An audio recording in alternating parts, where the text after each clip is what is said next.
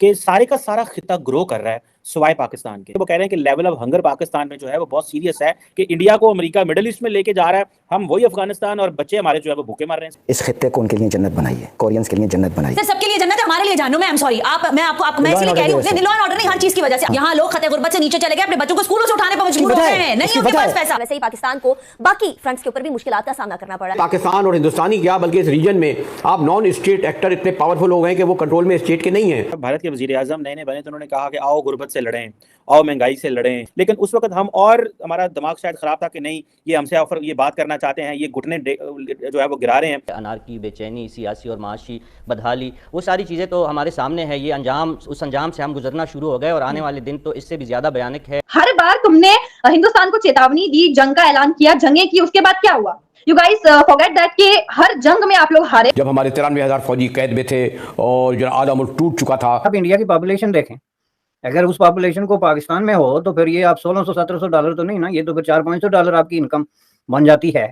और इस तरह अगर इंडिया की ये पॉपुलेशन हो तो फिर तो उनकी इनकम दुनिया को क्रॉस कर रही है। इंडिया का क्या मकसद है जम्मू एंड कश्मीर को इतना वो इन्वेस्ट कर रहे हैं उसमें और इतना कुछ कर रहे हैं? असल में वो लोगों को प्रोवाइड करते हैं सहूलियात। आपका अमृतसर एयरपोर्ट देख के मैं हैरान हो गया, मैं दिल्ली एयरपोर्ट देख के हैरान हो गया, फिर मैं दिल्ली में एयरपोर्ट से बाहर निकला तो मैं दिल्ली शहर की सफाई देख के हैरान हो गया। आप लोग बात करो कि आपके पाकिस्तान की इकोनॉमी कहां पर है, आप देखो कि लोग किस तरीके से भूख से आज मरे जा रहे हैं, आप ये देखो कि गरीबी कितनी है, आप ये देखो कि आटे चावलों के लिए लोग किस तरीके से, अरे आप उस चीज को मुद्दा बना के लोगों को दिखाओ ना। Welcome to my channel for another reaction video on Pakistan. तो इस वीडियो में देखिएगा स्पेशली यहाँ पे बात हो रहा है कि पाकिस्तान का इकोनॉमी और इंडियन का इकोनॉमी। आपको पता होगा ये वीडियो मैंने लिया है कमर्शियल की उनका जो एक देखिएगा यूट्यूब चैनल है वहां से मैंने लिया है। तो देखिए यहाँ पे स्पेशली बातें हो रहा है कि पाकिस्तान में मतलब वो लोग इकोनॉमी के ऊपर उतना कॉन्सेंट्रेट क्यों नहीं किया।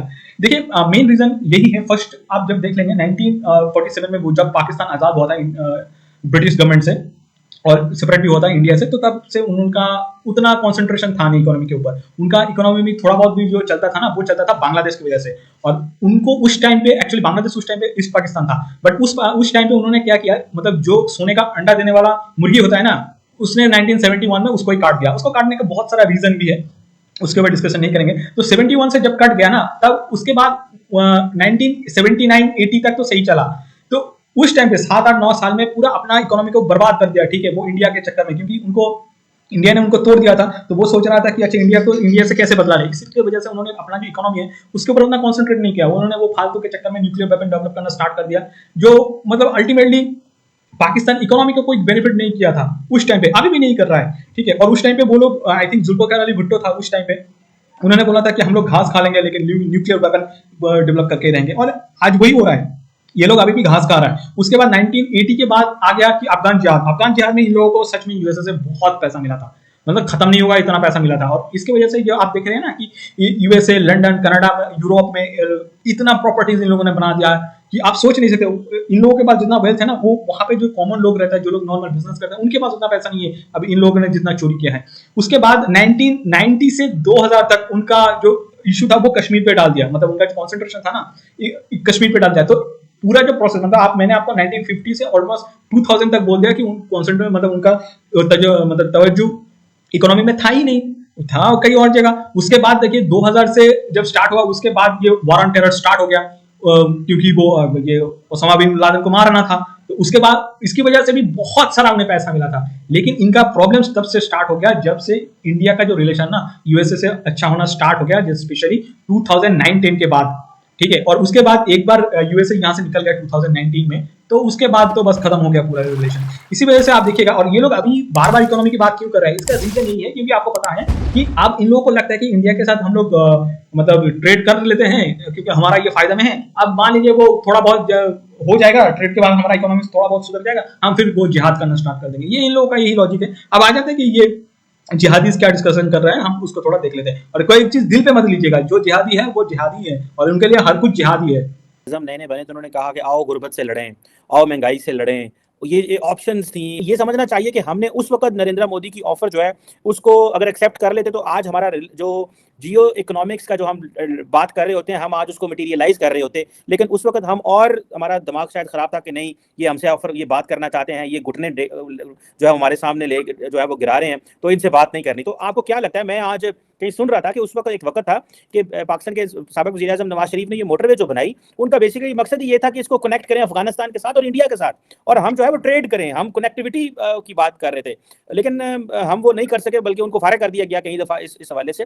सो आपको लगता है कि ये जो ऑफर थी इंडिया की, अगर हम उस पर चल पड़ते और एक इक्वालिटी की बेस के ऊपर, इसमें ये नहीं है अगर कोई ये कहता है कि हमें आओ गुर्बत के खिलाफ लड़ें, ये चीज़ चाइनीज़ भी तो फॉरेन मिनिस्टर ब्रिटिश साहब यही कह के गया है ना, अपना गट ठीक करो और गुर्बत के खिलाफ लड़ो। तो how do you see this sir?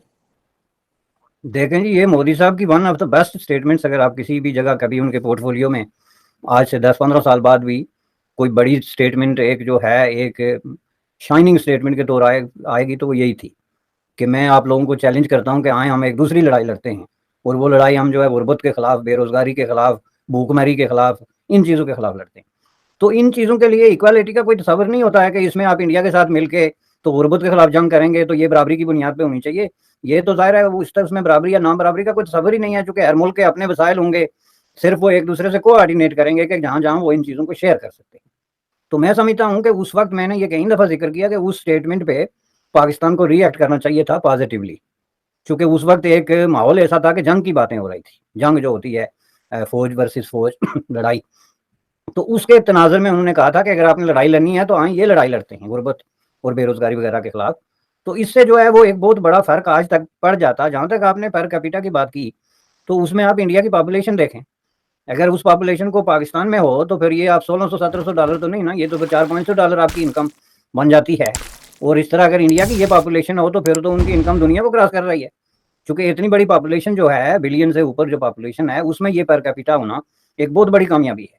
तीसरी चीज़ ये है कि इंडिया में देखें 20-25 साल तक जो स्टेट ने काम किया इब्तदाई तौर पे, जिसमें कि स्टेट की बैकबोन डेवलप हो गई, वो एक वेलफेयर स्टेट का काम था जिसमें कि उन्होंने पॉलिसियाँ ऐसी बनाई कि दुनिया के इतने बड़ी तादाद में गरीब लोग जिस मुल्क के अंदर आबाद थे उस वक्त भी और आज भी यहाँ वहाँ पे गरीबों की तादाद जो है वो करोड़ों में है, तो उनके अंदर फूड सिक्योरिटी, सेहत, एजुकेशन, इस तरह की चीज़ों के इतने बड़े बड़े मंसूबे बनाना जिससे कि पॉपुलेशन के हर तबके को आप खींच के तो अपने साथ लेके चल सकते हैं। ये कोई आसान काम नहीं था जो पंडित जवाहरलाल नेहरू के दौर में जो है 20-25 सालों में जो उसकी बैकबोन, बाद में ज़ाहिर है इंडिया ने बहुत बड़ा रिफॉर्म किया, बहुत बड़ा टर्न लिया, एक सिस्टम से दूसरे सिस्टम की तरफ छलांग लगाई, सब कुछ किया, लेकिन वो करने के लिए भी बुनियाद चाहिए होती है जो पहले से बिल्ट अप हो गई थी। पाकिस्तान ने ये 25-30 साल जो है सिर्फ एक काम किया, अमरीकियों से पैसे लिए और अय्याशी की। आप सिर्फ इस चीज़ का हिसाब लगाएं कि एग्रीकल्चर की मद में अमेरिका ने पाकिस्तान को किस कदर मदद दी। दुनिया में 3 बड़े मुल्क हैं जिन्हें सबसे ज़्यादा जो है वो अमेरिकी पैसे लिए, उसमें जो है वो इजराइल, इजिप्ट और पाकिस्तान, और इन तीनों की आपस में बहस होती है कि सबसे ज़्यादा किसने लिए। अब ये डिपेंड करता है, कोई इकोनॉमिस्ट बताए कि सबसे ज़्यादा किसने लिए, लेकिन जिसने भी लिए को कम नहीं लिए। तो उसके जवाब में आपने किया क्या आपने एग्रीकल्चर में जो इतनी बड़ी इन्वेस्टमेंट ली उसको कहीं आपको नज़र आ रहा है कि आपका एग्रीकल्चर कहीं मॉडर्न बुनियादों पे या जदीद खतूत पे उस्तवार है? कोई टेक्नोलॉजी आपने इंट्रोड्यूस कराई, कोई किसान को आपने मराद दी, कोई सिस्टम्स जो हैं, इरीगेशन है, जो दूसरी ज़रूरियात हैं उनको डेवलप किया, उल्टा डिसमेंटल किया।